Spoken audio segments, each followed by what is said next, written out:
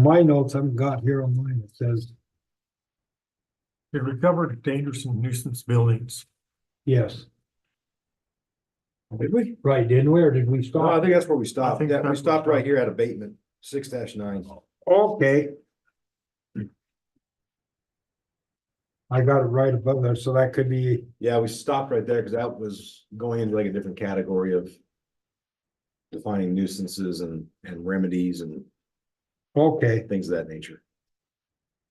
I got it on my note beside the right above standards for mobile homes, that could very well be. We didn't discuss dangerous buildings, I don't know, any note said we did, so yeah. So we're getting into the abatement of dangerous and nuisance buildings.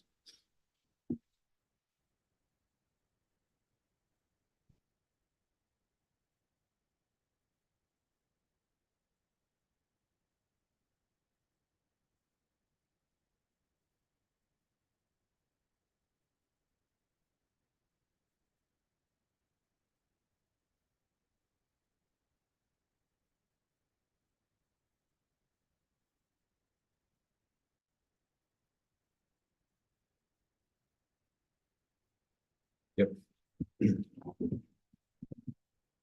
We didn't do any of 6.9. Nope.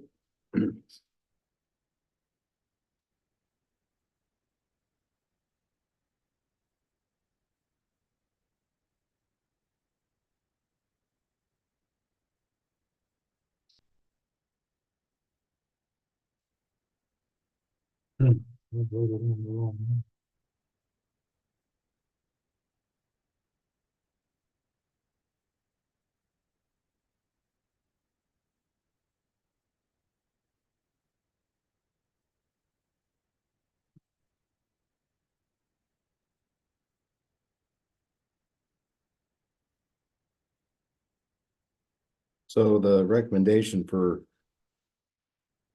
adoption of the town code for the abatement of buildings that are deemed dangerous buildings because of their structure, their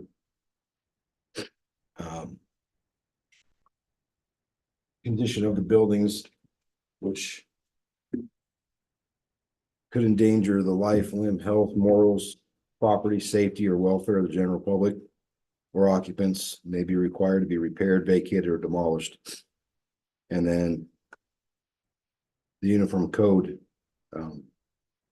describing what abatement of dangerous buildings would entail is the 1997 edition as the recommendation.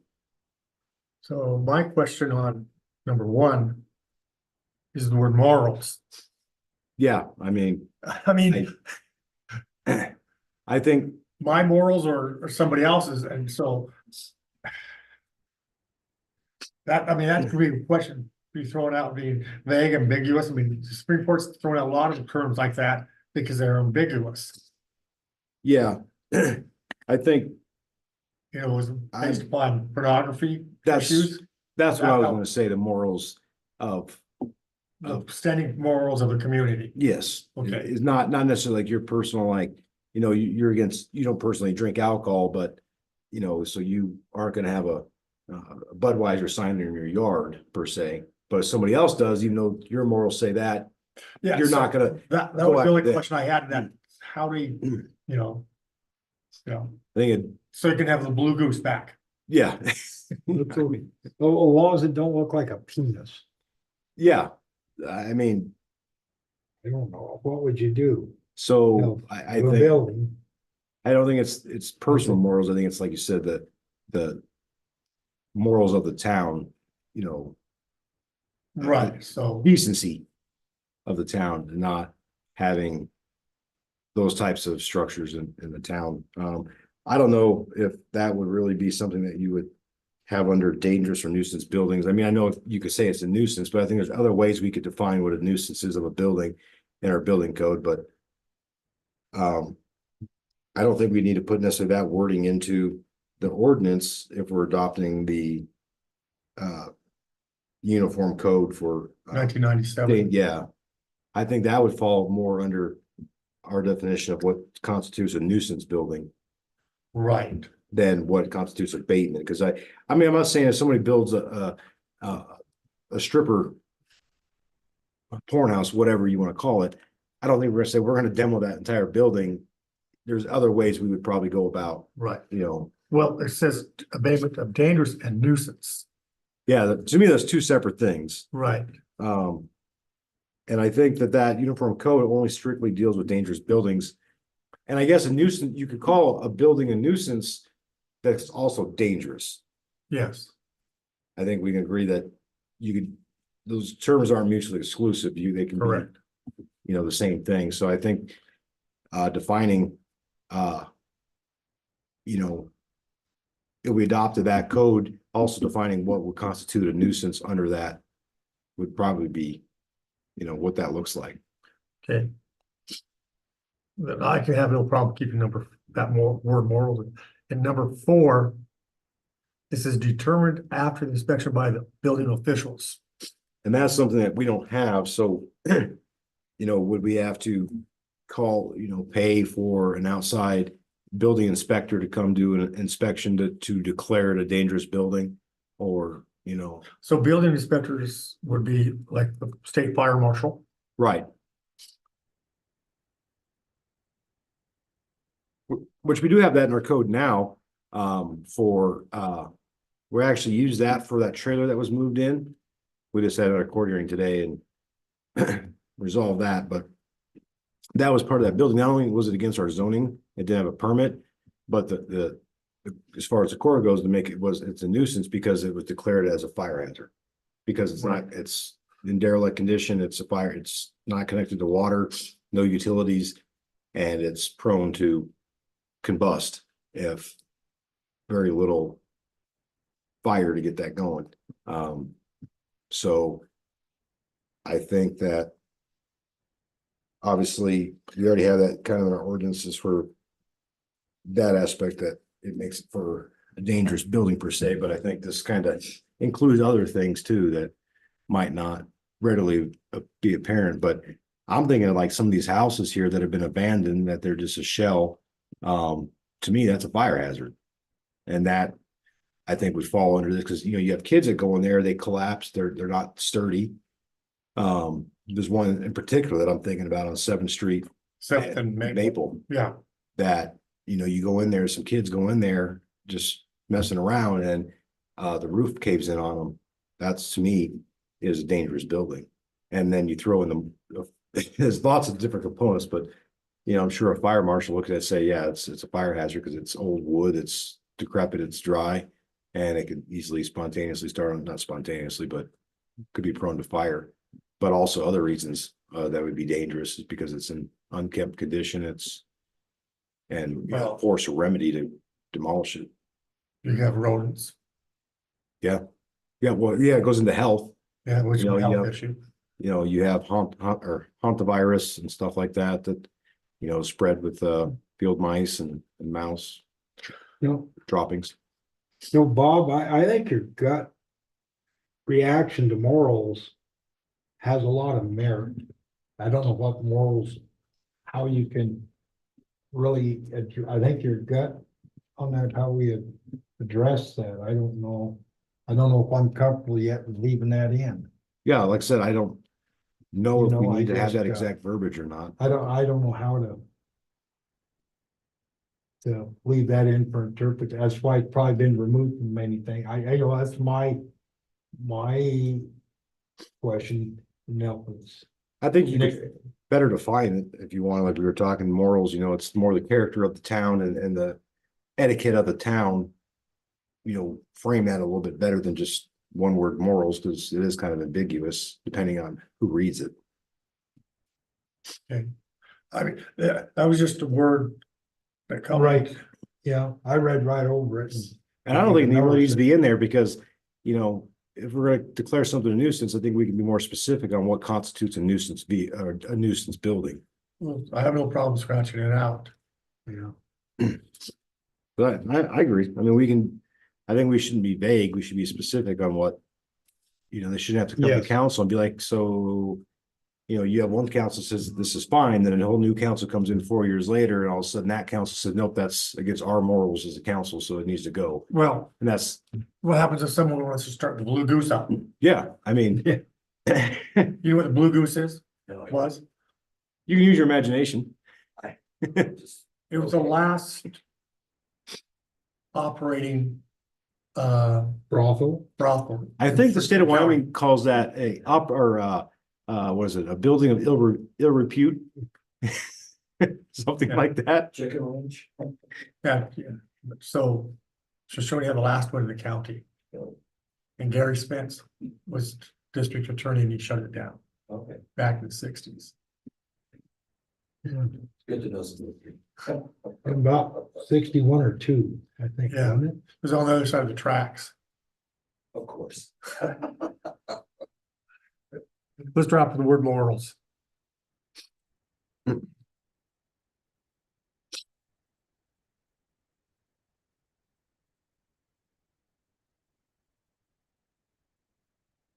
On number 4, do you want to leave the word building officials in there, or do you want to make it more exact, you know? I think we should, because what defines a building official? We don't have one. That's right. You know, I mean, you know, the Department of Public Works Director, but you know, what constitutes a building inspector is a specific. So say, what are your qualifications? Yeah, that's for what I'm that. saying. I don't know how to define that as far as, other than a fire marshal, obviously it would be one, you know, the fire marshal or certified building inspector in the county. I don't know how to better define that.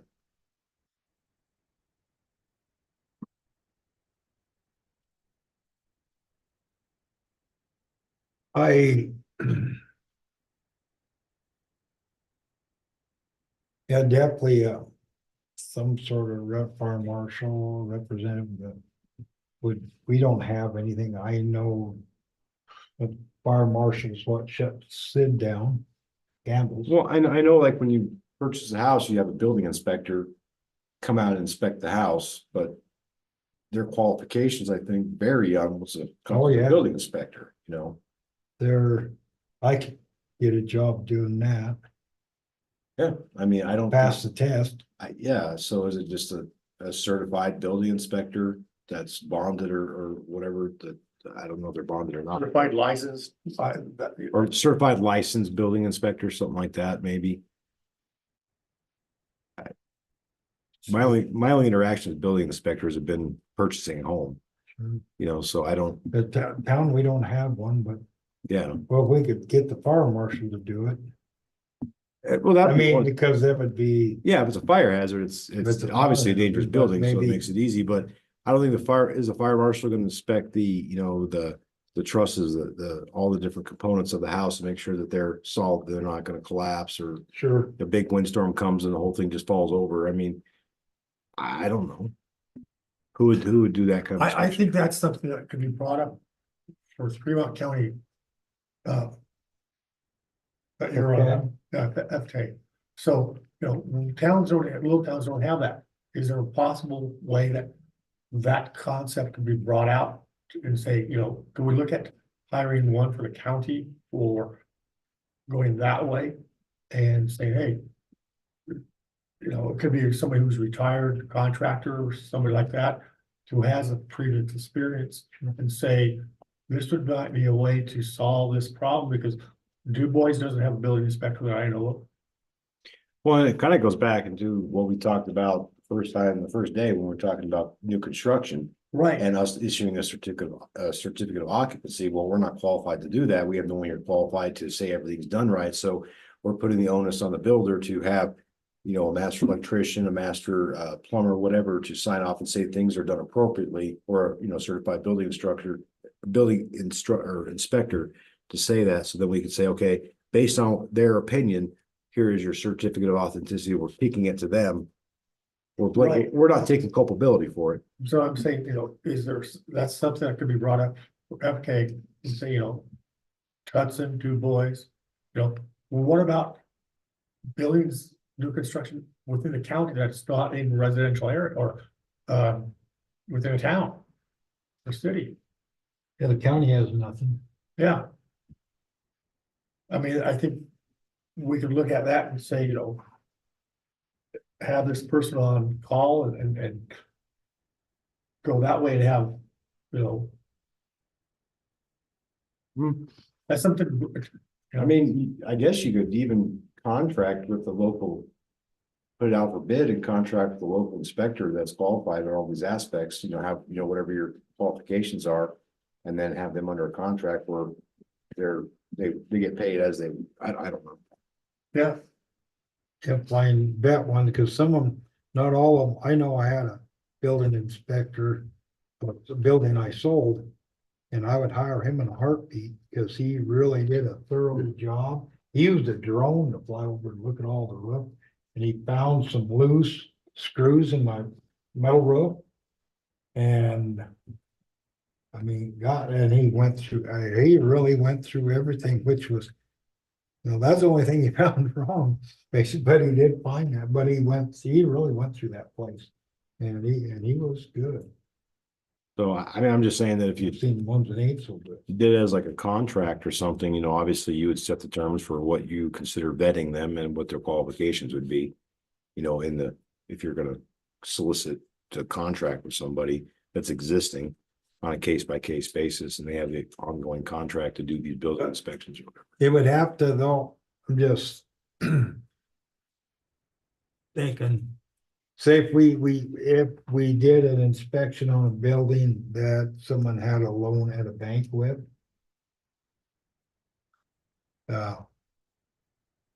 Their bank can have the issues. I know we were just talking about this in our meeting down in Casper last week.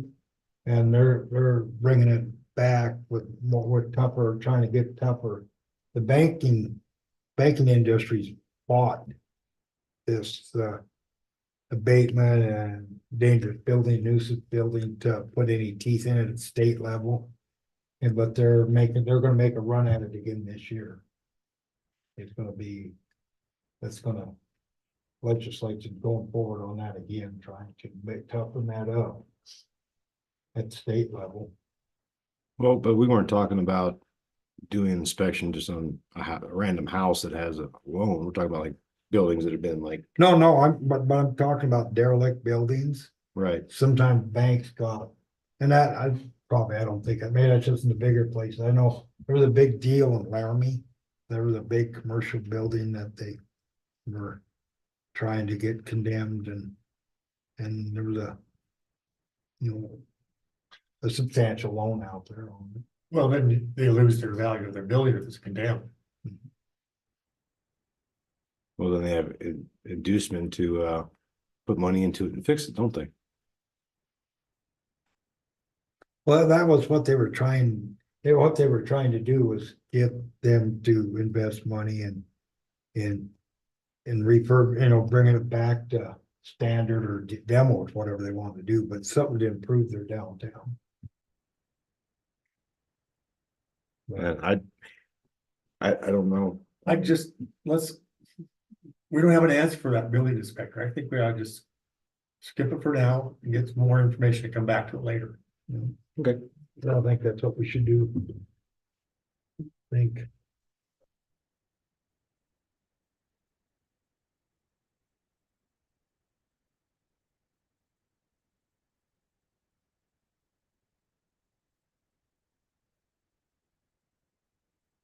Chris, you wanted,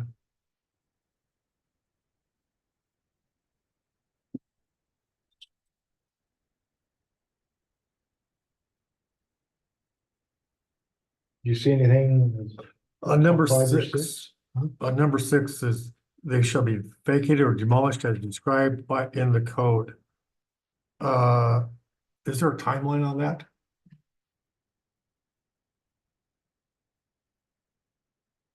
Because I'm not familiar with the code. I just wonder if there's a timeline. Have to check and see if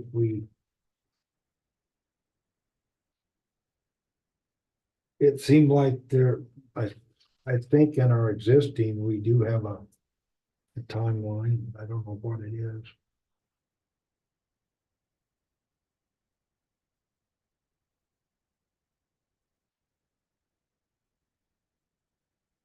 That was the only question on number 6. Mhm.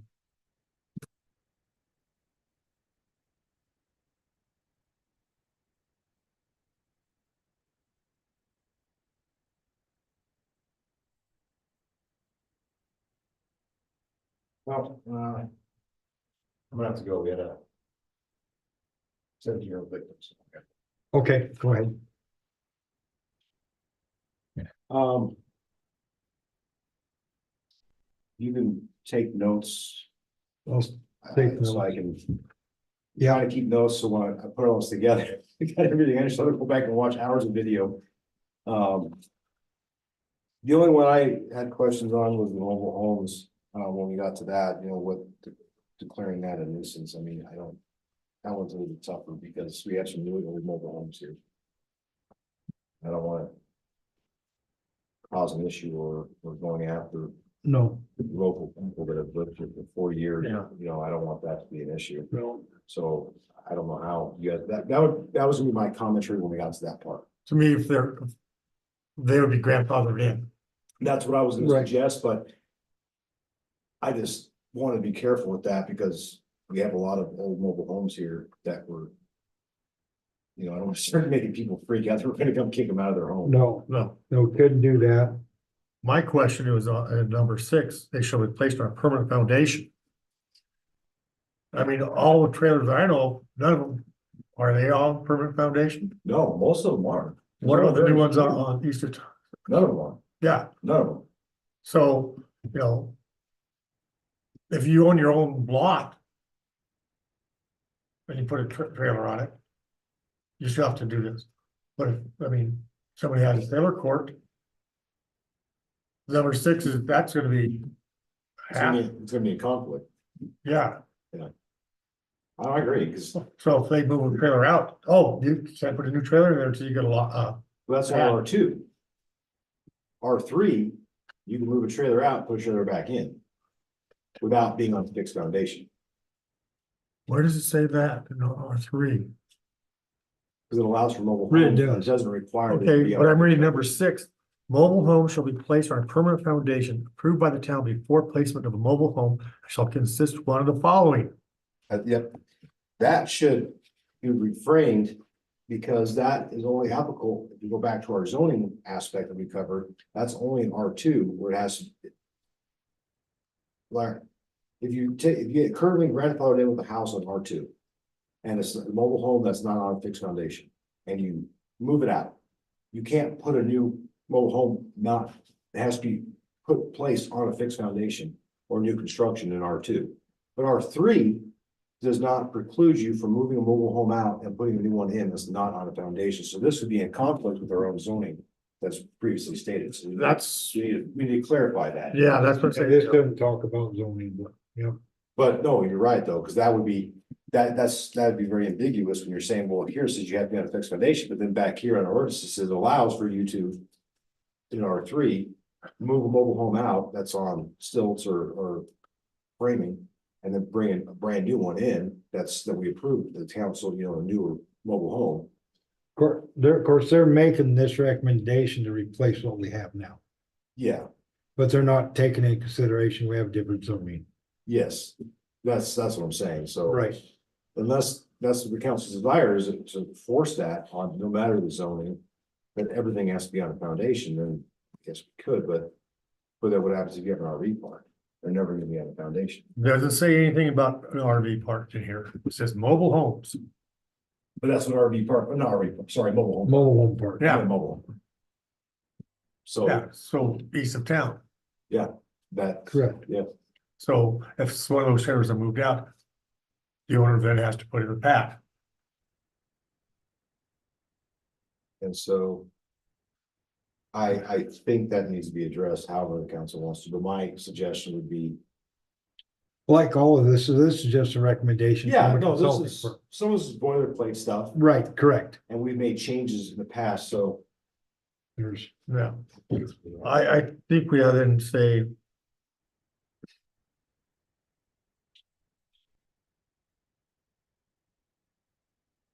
we could, in that opening sentence, mobile homes shall be placed on permanent foundation. Mobile homes. And we can put it just an insert. In zones R2.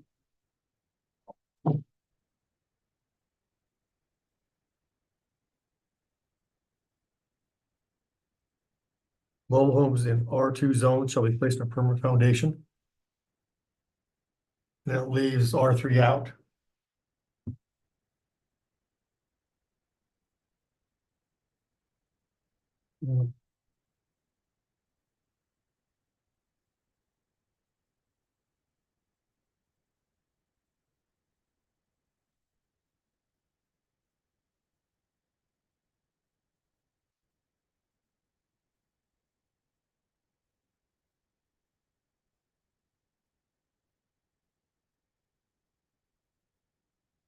Number 5.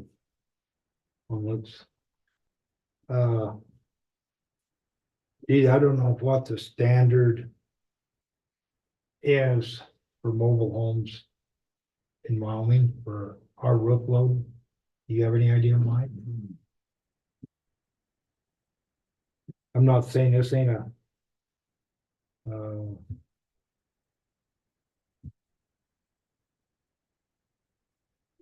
honestly, I don't know what. No, I think wind would be more relative to, at least in our area, wind versus snow. Yeah, I agree. Phenomenal wind this afternoon. Yeah, No, I don't know how that's rated. Yeah, it'd be interesting to look at new mobile homes off the top Yeah. to see what is a new mobile home, an economic new mobile home Right. standard now versus what it was in the 70s. Are they still 2x4 construction? They still. 2x2s. And just, I mean, things about have definitely progressed, but interesting to see what, yeah, they're 10 times expensive. Something outrageous.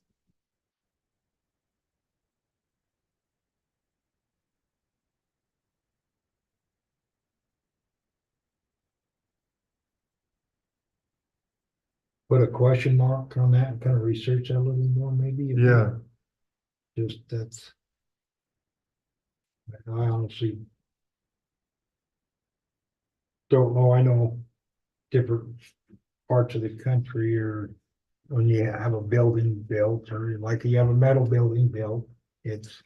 Or if you build a garage, you go buy a garage kit from Sutherland's, it's built for the area. According to the World Wide Webs, it says most mobile homes are designed to support a maximum snow load of 30 to 40 pounds per square foot. Okay, so way in excess of that. Yeah. So.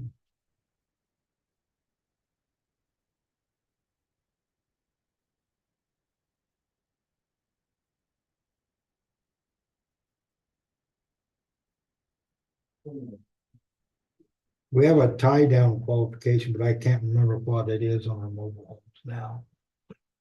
If that's the same number. That's on number 7. Yeah, we have, but I don't know what we have. I think that'd be just applied to zone 2 or R2s, because we're not I mean, if you're putting them on a pad. I mean, that's where you have your tie down on them, but I don't know if anybody in town has a tie down on their trailers. Oh, The anchors, ground anchors. yeah, We put the one in on Maple Street, we used anchors. Okay, So those they look like a giant corkscrew, right, and you can manually force them in the ground, and then they take the ties. PMS typically, I mean, they were the ones that install it.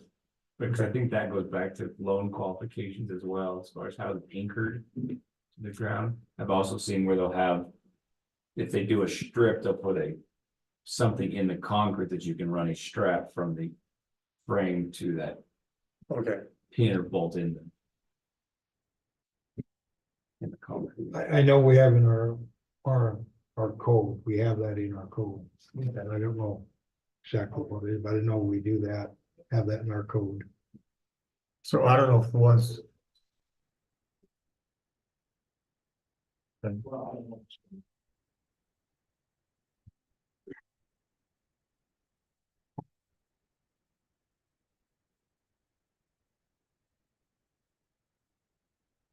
I think in our code now, we have skirting, but we don't have, quite a minimum insulation or line factor. Which in Wyoming, that's a good idea.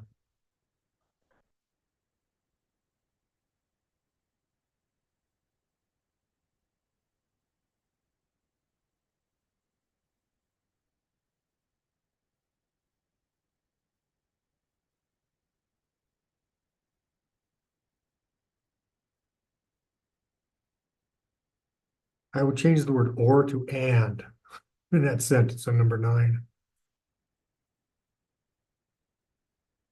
But water pipe shall be wrapped with heat tape and skirted.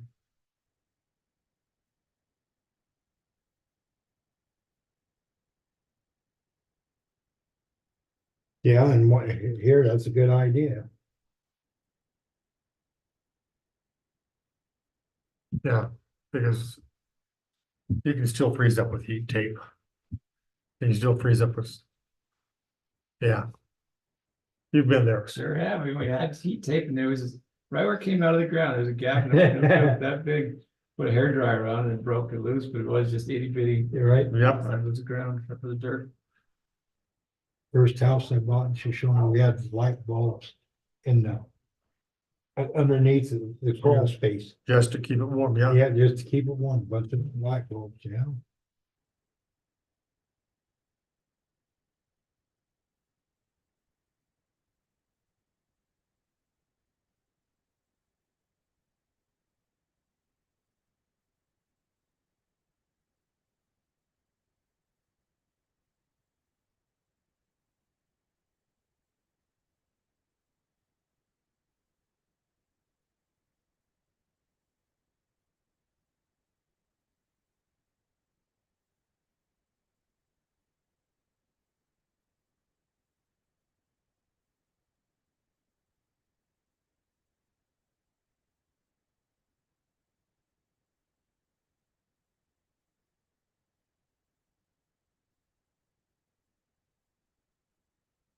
See anything wrong with 11, Mike?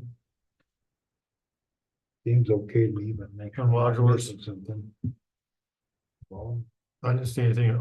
I'm pretty much yeah, I don't. ignorant on modulars. I mean.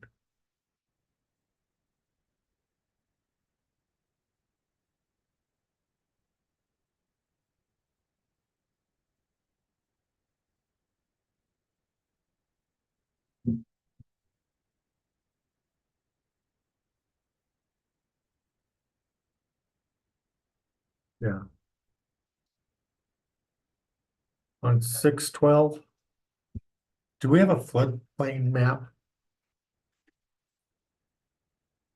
We might have in the old, on the wall in the old town hall. That was just streets. I didn't Well, you see. can tell you there's a floodplain right over by Showbone Road, very close to that. I know that. There's one coming off of Oak Street. On the second to the highway that gets filled with water and working deluges. Mhm.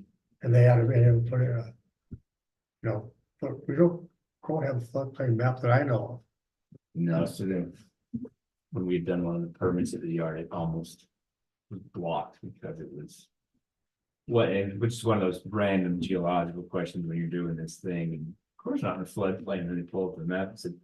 Well, we gotta take a double look at that, Yeah, because That you're area. a kind of a bowl. yeah, There's, I think the insurance company would have a floodplain map, I think. Yeah. Cause I think we have to pay flood insurance and she's showing us what the heck. it depends on individual house where you live.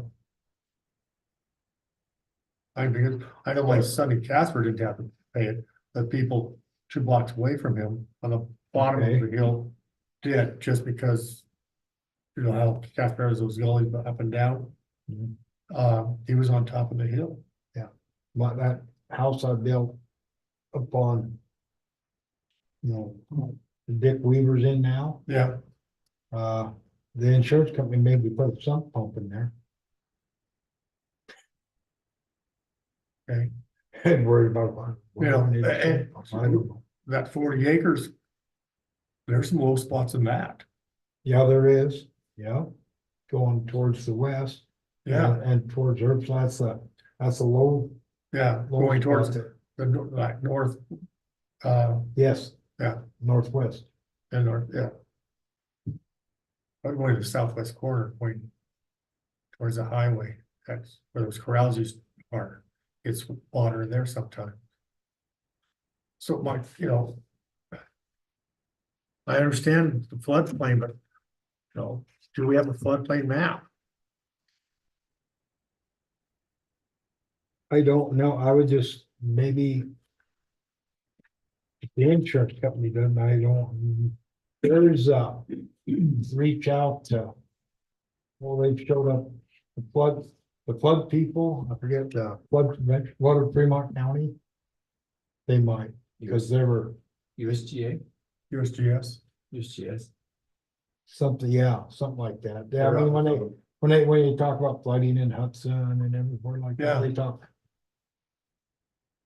Their office is over on Sunset, Is it? south, kitty corner almost to where the Buggy Bath gas station was. Okay. Okay, Conservation District, that what it is, USGS Conservation District? US Geological Survey. Mhm. Conservation is off of Madison going down the hill. I think the logo USGS, I think is where Okay, it's on that road there.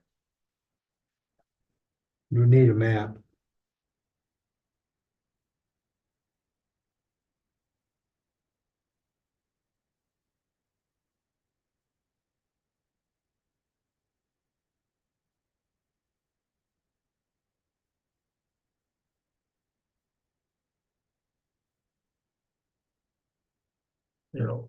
when I read through this, it's.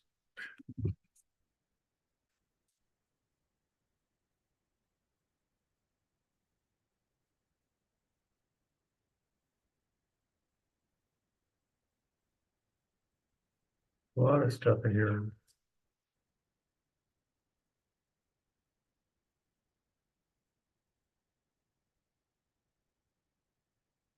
The 1% chance or greater of flooding in any given year.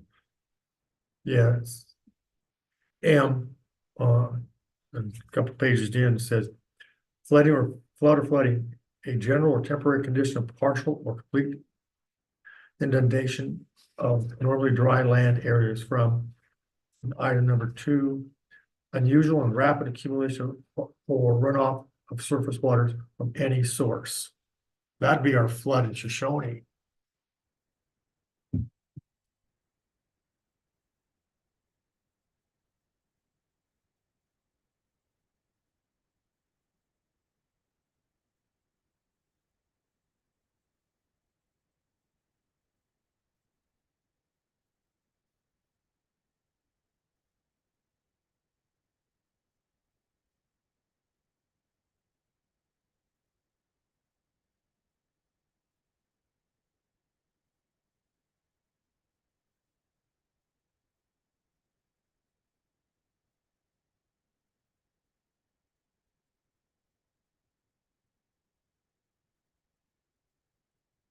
So if we do any development in that 40 acres, we have to make sure where the floodplain is for that based upon double E.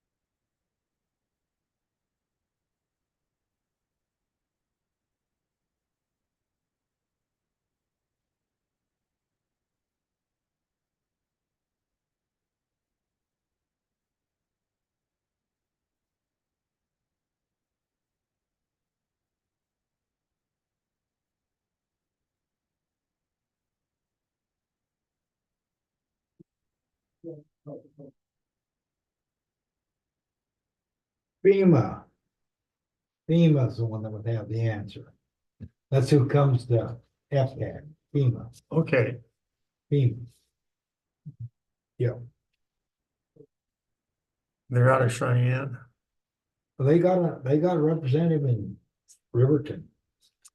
Okay, Yeah, there's, cause it's local. Okay. It's local, I forgot all about them. yeah. I forget the lady's name that comes by.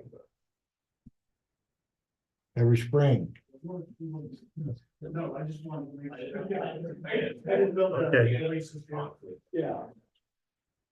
So that's.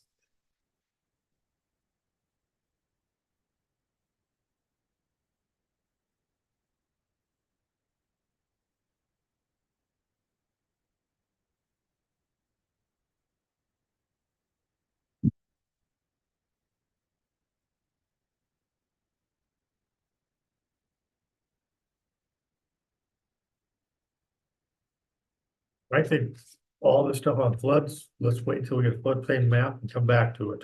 Yeah, I think it's, there's a bunch, Yeah, I mean, it keeps on going. yeah.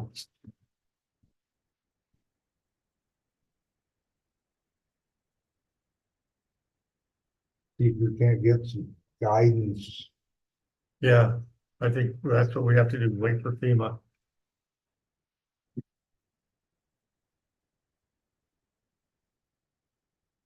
There is. One thing that's been brought up on our, you know, on our economic studies and stuff and what's, one of the things that's holding, you know, Wyoming back on bringing housing and stuff in is outdated regulations and some regulations that are too restrictive. Yeah. So that's what we mentioned to them when they first started this, that we don't want to necessarily dive into a bunch of stuff that would cause us issues. But that was one of the things that was.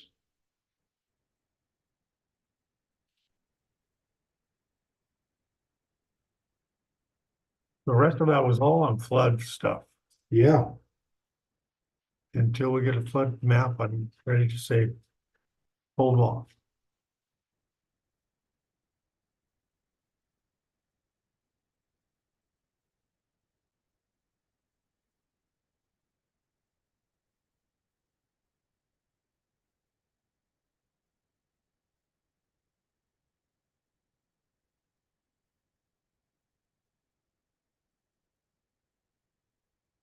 You ready to go home, Mike? I think this is a good place to stop. Unless you want to continue on something else. We got commercial, residential, and manufacturing is still to go through. yeah. Be a good idea to maybe get Jake and Tammy involved with this too, don't you think? Yes.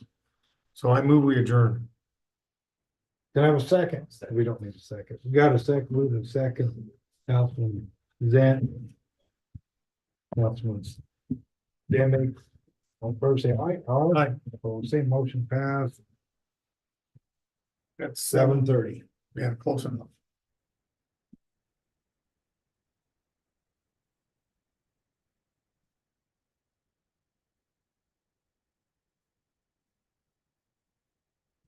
I'm gonna go home and have dinner. Dinner, go back to work. Oh. Getting that needle moving. Little windstorm slowed things down. Did it? You just kind of sit and wait. They're just gonna, Oh, yeah, it was ugly wind. we get in the shop and watch the doors flow and they blowing past. And then, I don't know what we can do, just hurry and wait for it to stop. So where was this house of building? It was On the other side. other side, basically where the rail yard area is over there. I thought that they were still, I thought there was one right across from the post office was one. I was told The that. devil, like, got a duplex house next to your yellow place. I was told that was